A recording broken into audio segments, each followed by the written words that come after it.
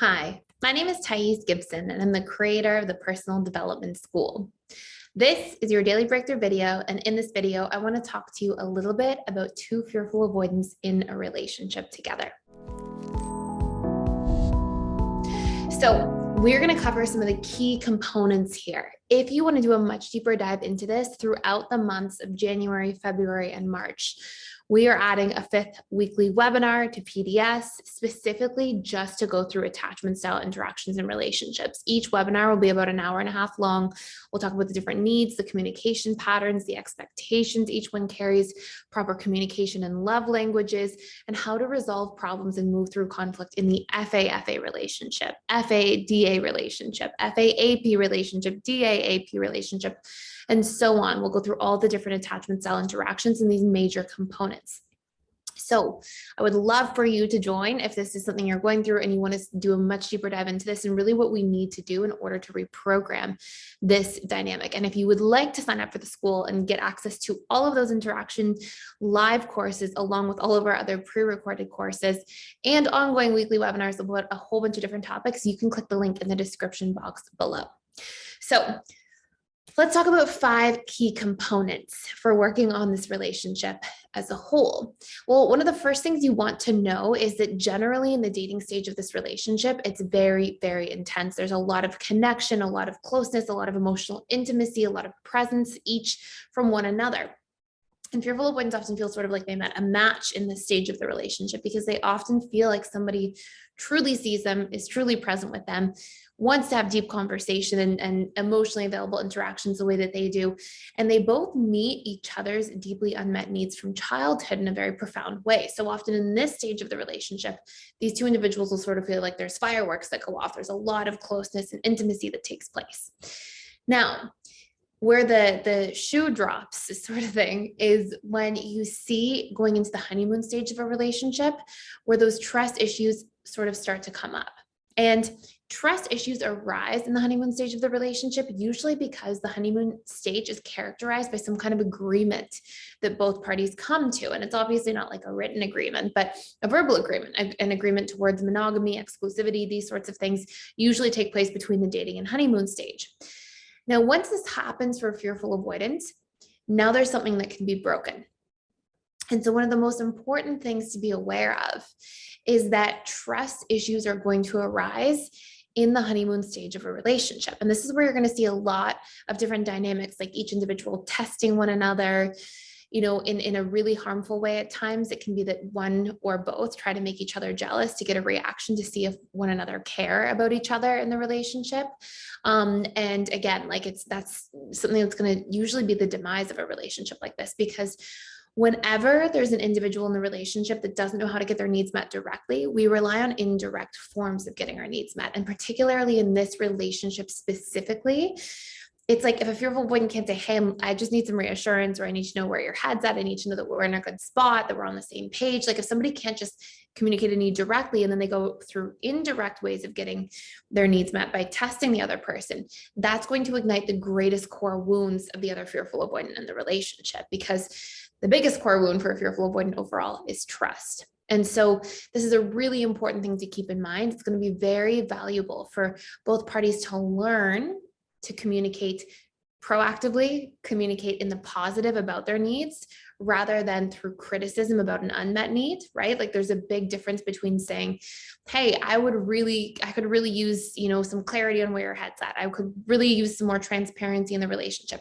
versus saying, you never give me clarity. You don't show up. You don't do a good job. So there's a huge difference in that interaction. You can see what takes place when we communicate our needs in a healthy form versus an unhealthy form, a reactive form. So this will be really important, okay? And so that's sort of like step 1 and 2 together, to know that the trust challenges are going to arise in the honeymoon stage, but to mitigate that through bringing more positive communication to the relationship dynamic, and for also communicating the need for transparency as a whole. Okay, this is really, really important. Number 3 is to learn how to have boundaries. These two individuals can very easily become codependent because they really crave deep connection, and they also both have a fear of abandonment and betrayal. And so they can become kind of codependent, sometimes even a little bit possessive of one another. And it's something that each individual will have to work on, because Codependency over time comes with a tremendous amount of subconscious expectations. It's like, if I expect you to meet all of my needs and I expect myself to meet all of your needs, then when we're in this dynamic, if it feels like it's threatened at all, or if it feels like, oh, you want to go spend a weekend hanging out with your family and go back home and I can't be there, or things like that, it's like this will create a lot of friction in the relationship, a lot of tension, a lot of fear of loss that will come up. And because fearful avoidants usually have a fairly traumatic childhood in some variety of form, then what you'll often see too is that there's a lot of like fear of a disconnection taking place. And oftentimes each fearful avoidant will kind of push each other away when there's a fear of disconnection taking place. And the interesting thing about two fearful avoidants in a relationship together as well is that they often like flip-flop, they swing the pendulum both ways essentially. So it's like one fearful avoidant can feel really anxious one week and then become really avoidant the next, and vice versa. And so they can sort of play both the roles of the anxious and avoidant. And again, this can just create more friction, more challenge, more confusion.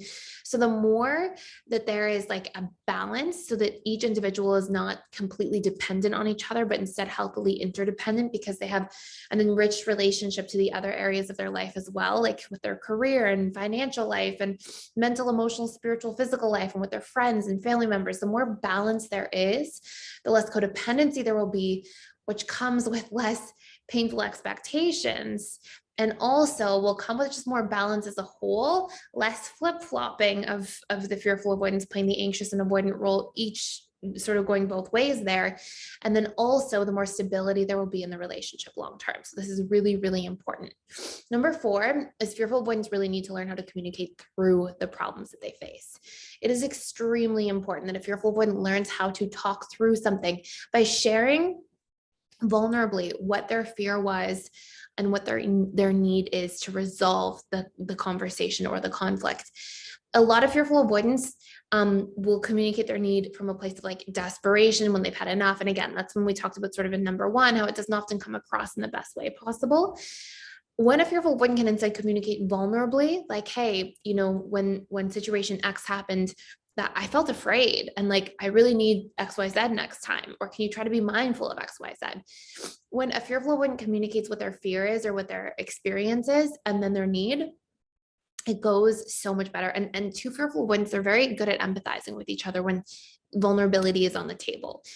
When there's a lack of vulnerability, it's really easy instead for the fearful avoidant to get into personalizing things, right? So like, let's say there's Bob and Mary, and there are two fearful avoidants, and let's say Bob doesn't hear from Mary when she goes out on Friday evening and her phone dies, and he like he's probably going to take that really personally and be like, oh, Mary doesn't care about me. She broke my trust, and really like make up stories about the situation and assign meaning to it.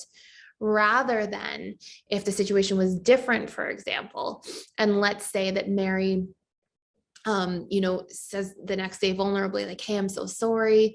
I was feeling a little bit avoidant and shut down, and my phone died, and I was in a tough place. And so I just left my phone alone, figured we'd just touch base, today.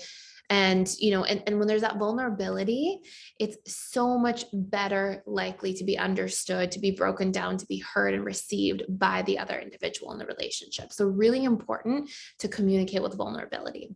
And then our last major piece here is for each individual to learn to question their stories instead of personalizing things. Fearful avoidants are so quick to jump to conclusions about things, and then to really like put emotional fuel behind that conclusion.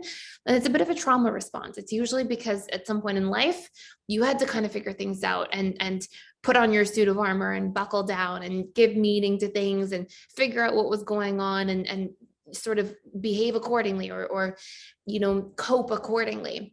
And this can be something that's actually very destructive to relationships long term. And so the more that a fearful avoidant can learn to question their stories, and rather than making assumptions and filling in the blanks, to actually ask for transparency, to be curious about a situation, the more effective communication will become. The less they'll take things personally, the less they're going to feel emotionally triggered in a situation, the less emotional volatility will follow.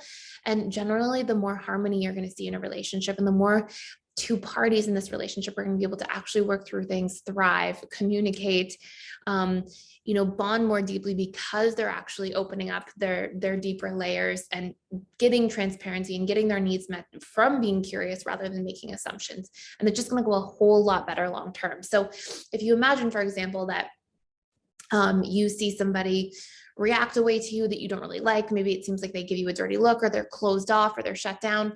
It's so easy for the fearful avoidant mind to go, oh, they're being rude, they're disrespecting me, and to just give it that meaning rather than to be like, oh, like, are they having a bad day? What's going on? Let me just ask. Let me be like, hey, I didn't really understand why you were looking at me that way a few moments ago, or why you were so shut down. What's going on? And to open up the dialogue and get curious rather than just to make the assumption from that place of woundedness, like, oh, I'm being disrespected. I'm going to react to that. I'm going to shut you down back. And here all of a sudden we have this like really challenging ongoing situation instead of that open communication and opening the conversation rather than closing it, giving meaning, deactivating accordingly. So this is really important when you have two FAs in a dynamic, let alone, like it's already so important for just one fearful avoidant, let alone two fearful avoidants. So really, really important pattern. I'd say that's probably the most important one out of all five. But hopefully this makes sense. This is very, very high level. And if you want to learn more about like the communication patterns, the needs, the wounds that are going to show up, the reprogramming, the expectations, all these different things, please come in and join us through January, February, March. We start January 13th as our very first one. They're all pre-recorded, or they're recorded live too, so you can always watch them back. But if you're looking to see more about these interactions in depth, I hope you can join in and take part. And I hope to see you on the other side. So thank you so much for being here. Please like, share, and subscribe. You can click that link in the description box below if you want to sign up. And I will see you in the next video.